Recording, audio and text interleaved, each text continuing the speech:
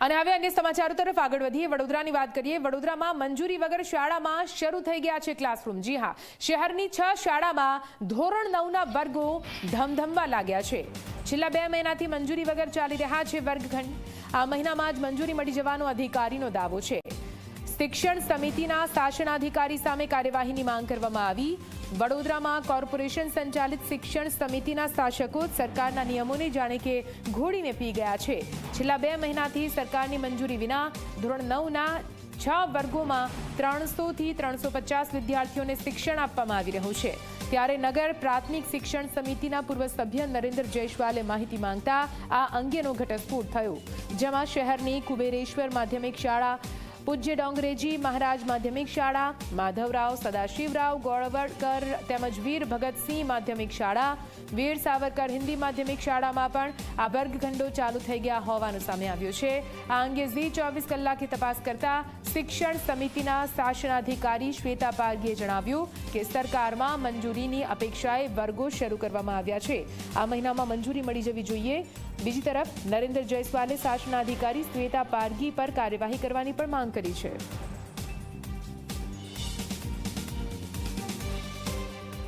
ધોરણ 9ના 6 જેટલા વર્ગો ચાલુ વર્ષે શરૂ કર્યા છે. પહેલાં તો એ તમામ વર્ગોની શું માધ્યમિક શિક્ષણ સમિતિ તરફથી આપણને મંજૂરી મળી છે કે મંજૂરી ઇન પ્રોસેસમાં છે? કેટલા વિદ્યાર્થીઓ અત્યારે મળી રહ્યા છે? અંદાજે 300થી 350ની અંદર વિદ્યાર્થીઓ છે. મેમ શું કહે છે, મંજૂરી પહેલાં કેમ આવી રીતે વર્ગો ચાલુ કરી દેવામાં આવ્યા? ગયા વર્ષે પણ આપણે મંજૂરીની અપેક્ષાએ વર્ગો ચાલુ કરેલ અને મંજૂરી આવી ગઈ. તો આ વખતે શું લાગે છે? અપીલમાં જઈશું એટલે આપણને મંજૂરી મળી જશે. પરમિશન મળી જશે 2 નંબરની વાત છે.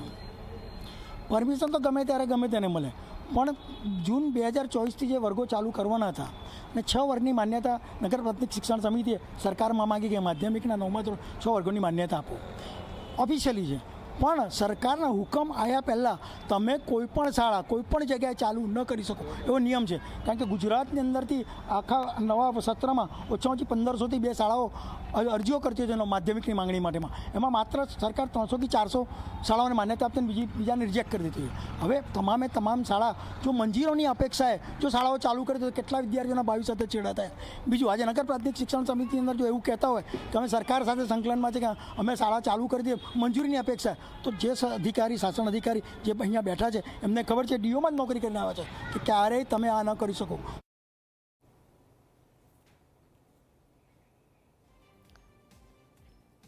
તો આપને જણાવી દઈએ, ધોરણ 9ના ઘણા એવા વર્ગખંડો છે જે શાળાઓ દ્વારા શરૂ કરી દેવામાં આવ્યા છે.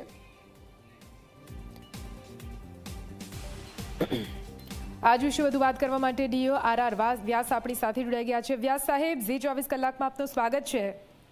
મંજૂરી વગર ક્લાસરૂમ શરૂ થઈ ગયા છે.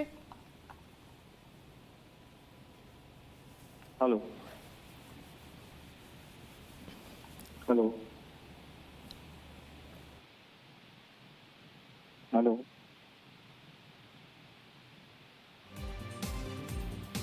હેલો જી વ્યાસ સાહેબ, જાણવા માંગીશું કે શહેરની 6 જેટલી શાળાઓ છે કે જ્યાં ધોરણ 9ના ક્લાસરૂમ મંજૂરી વગર શરૂ થઈ ગયા છે. આવું કેમ સાહેબ? આ જે વિષય છે એ બાબતમાં જે વર્ગો ચાલુ થવાની વાત છે, નગર શિક્ષણ સમિતિ વડોદરા દ્વારા શરૂ કરવાની વિગતો પ્રાપ્ત થયેલી છે. એમની પાસેથી વિગતો મંગાવી છે કે એમણે કઈ રીતે શરૂ કર્યા છે. એ સરકારી એકમ છે અને એ પ્રાથમિક શાળાના બાળકોને વિનામૂલ્યે 9 થી 10નું શિક્ષણ મળી રહે એ હેતુથી અગાઉ 4 શરૂ કરેલી છે, જેની માન્યતા પણ તેઓ પાસે છે અને અન્ય શરૂ કરવાની છે. પરંતુ સમહાવ તેમને મંજૂરી મળી છે અથવા નથી મળી, તો કયા કારણથી નથી મળી એની વિગતો સાથે જો મંજૂરી નહીં હોય તે કિસ્સામાં એ બાળકોને એમની સંચાલિત અથવા બાળકોને જ્યાં જવું હશે તે ગ્રાન્ટીનેટ શાળામાં તબદીલ કરી આપવામાં આવશે. બોલાયા છે. વ્યાસ સાહેબ, એ વાત બરાબર કે મંજૂરી તો મળશે ત્યારે, કેમ કે વિદ્યાર્થીઓના ભવિષ્યની વાત છે એટલે ત્યાં આગળ થોડી છૂટ તો હોય, પરંતુ જ્યારે અધિકારીને પૂછીએ છીએ ત્યારે એમ કહે છે કે આ મહિને મળી જવાની છે એટલે અમે 2 મહિનાથી ક્લાસ શરૂ કરી દીધા છે. તો એવું તો ના ચાલે ને, નિયમ થોડા તો આવી રીતે તો નહીં ના મુકાય. નથી, એટલા માટે જ અમે એમને બોલાવી સાંભળી અને આવશ્યકતા રહેશે તે સંજોગોમાં વર્ગો બંધ કરવાનું કહીશું અને એ બાબતે વિદ્યાર્થીઓને અનુકૂળતા હશે ત્યાં દાખલ કરાવી આપીશું. બિલકુલથી સર, અમારી સાથે વાત કરવા માટે ખૂબ ખૂબ આભાર. તો વડોદરામાં જે મંજૂરી વગર 6 જેટલી શાળાઓમાં ક્લાસરૂમ શરૂ કરી દેવામાં આવ્યા છે. 6 શાળામાં ધોરણ 9ના વર્ગો ધમધમવા લાગ્યા. જ્યારે અધિકારીઓને પૂછ્યા ત્યારે એમણે કહ્યું કે છેલ્લા 2 મહિનાથી મંજૂરી વગર આ વર્ગખંડ ચાલી રહ્યા છે, પણ આ મહિને મળી જવાની છે, એટલા માટે અમે અભ્યાસ ચાલુ કરાવી દીધો છે. અને આપણી સાથે વધુ વાત કરવા માટે શિક્ષણ સમિતિના ચેરમેન નિશિત દેસાઈ જોડાઈ ગયા છે. નિશિતભાઈ, આપનું સ્વાગત છે ઝી 24 કલાકમાં. વડોદરામાં મંજૂરી વગર શાળામાં ધોરણ 9ના ક્લાસરૂમ શરૂ કરી દેવામાં આવ્યા. 1, 2 નહીં, 6 શાળાઓ છે જે મંજૂરી વગર ક્લાસરૂમ ચાલુ કરી રહી છે. આવું કઈ રીતે બની શકે? મેડમ, આમાં એવું છે કે મંજૂરી વિનાની નથી કહેવાય, અને એવું કહેવાય કે અંદર મંજૂરીની અમારે પરમિશનની માટેની માંગણી સાથેની શાળાઓ ચાલે છે. અને આ સરકારી શાળાઓ છે. સરકારનો અભિગમ છે કે કોઈ બાળક શિક્ષણ વિનાનું ના રહે, અને ડ્રોપ આઉટ રેશિયો ઓછો કરવા માટે અમે એની જોડે મદદે લાગ્યા છે. અને એના માટે અમે શાળામાં શિક્ષણ આપવાનું શરૂ કર્યું છે. અને મંજૂરી ગયા વર્ષે અમને જે 4 શાળાઓની મળી હતી એ રીતના ડોક્યુમેન્ટ પ્રોવાઈડ કરીને અમે બીજી 6 શાળાઓની મંજૂરી પર માંગણી કરેલી છે. અને માંગણીને કાર્યરત કરવા અને જૂન મહિનામાં સુરો શરૂ થઈ જાય. જો અમે એના માટે 1 વર્ષ આખું લેટ કરીએ, આટલા બધા બાળકોને અભ્યાસ ગ્રહણના ના રાખી શકાય, એના માટે કરીને અમે ડ્રોપઆઉટ રેશિયો ઓછો કરવા માટે કામગીરી કરીએ. એટલે નિશિતભાઈ, તમારી વાત સાચી કે છોકરાઓના ભવિષ્યની વાત છે, એટલે આપણે શિક્ષણથી વંચિત ના રાખી શકીએ, પણ તમે જે 6 શાળાઓના ક્લાસરૂમ ચાલુ કર્યા ત્યાં મંજૂરી ના મળી તો શું એ વખતે એમનું ભવિષ્ય જોખમાં છે? મેડમ, અમે મંજૂરી માટેના કાગળિયા અમારા તરફે પૂર્ણ કરેલા છે, અને મંજૂરી મળી જશે, અને ચિંતા કરશો નહીં, કારણ કે આ સરકારની શાળા છે, અને સરકારી રીતે અમે જે કામગીરી કરવા જેવી છે એ બધી પરિપૂર્ણ કરીને અમે આપી છે. અને સરકારમાં અમે ભણતરને પ્રાધાન્ય આપવા માટે કામગીરી શરૂ કરી. ઠીક છે. આપણી સાથે વાત કરવા માટે કોંગ્રેસ નેતા અમી રાવત પણ જોડાઈ ગયા છે. અમીબેન, તમારા વડોદરામાં મંજૂરી વગર ધોરણ 9ના વર્ગખંડો ચાલી રહ્યા છે. 6 જેટલી શાળાઓ છે, આપને ખબર છે? ખ્યાલ છે. અમારા જ પૂર્વ શિક્ષણ સમિતિના સભ્ય નરેન્દ્રભાઈ જયસ્વાલે આ વસ્તુ કાલે બી ઉજાગર કરી હતી. અમારું ધ્યાન બી દોરેલું. અમે ડીઈઓને ડિમાન્ડ બી કરેલી કે કઈ શાળાઓને માધ્યમિક શિક્ષણ બોર્ડે પરવાનગી આપી છે 9મા અને 10મા માટે. એ બાબતે અમે ઇન્ક્વાયરી બી કરેલી છે.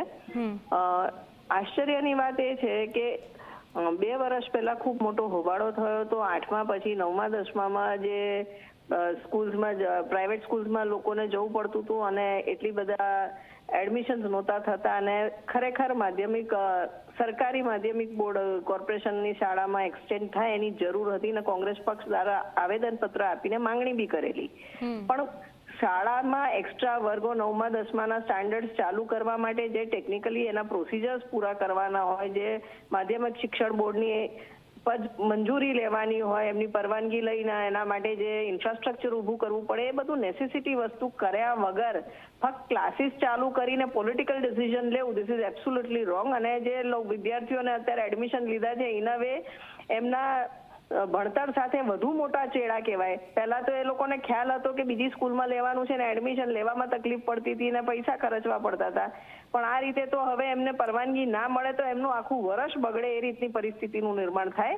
ખૂબ ગંભીર ભૂલ કહેવાય આ બાબતે, અને આ બાબતે જિલ્લા શિક્ષણ અધિકારીએ યોગ્ય જવાબ આપવો જોઈએ. નિશિતભાઈ, આ તો અમીબેન પણ કહી રહ્યા છે કે એક મોટી ગંભીર ભૂલ કહેવાય. આપણે ભવિષ્યનો વિચાર કરીએ છીએ પણ મંજૂરી ના મળી તો સાહેબ અમીબેનના પક્ષનો મત મૂકે છે, બરાબર છે. એમની પાર્ટી વિરોધ પક્ષમાં છે તે રીતે વાત કરે, બરાબર, એમની વાત એમને માન્ય રાખું છું, પણ એમની જોડે એક વાત બીજી બી કરું છું. અમીબેન બી ચિંતા કરે છે બાળકોના ભવિષ્યની. એના માટે એમને પહેલા તો બિરદાવું છું, કારણ કે ભવિષ્ય બાળકોનું નહીં જોખમાં, એના માટે કરીને શિક્ષણ સમિતિ હંમેશા સારા કામો કરવા માટે આગળ રહી છે. ભૂતકાળમાં અમે 4 શાળાઓ શરૂ કરી છે, એ વખતે પણ એમનો કંઈક અભિગમ આવો હશે એવું માની લઉં છું. અત્યારે હું ચેરમેન આ વખતે બન્યો છું, અને આ વખતની શાળાઓમાં ચિંતા કરવા માટે અમારી આખી સમિતિની ટીમ એક મત થઈને આ બાળકોને ચિંતા કરી રહી છે. આગળના દિવસોમાં તમને દેખાશે પરમિશન મળવાની જ છે, કારણ કે સરકાર તરફથી આ પરમિશન માટે અમારા તરફથી જે કાગળિયા માંગ્યા હતા એમને પૂરતા કરી દીધી છે. કોઈ પણ કાગળ બાકી નથી, અને સમિતિને આ વસ્તુની જાણકારી છે કે અમે જે કરી રહ્યા છે એ બાળકો જોડે સારું કરવા માટે કરી રહ્યા છે, અને આગળના દિવસોમાં બાળકોનું સારું કરવા માટે આ કામ કરી.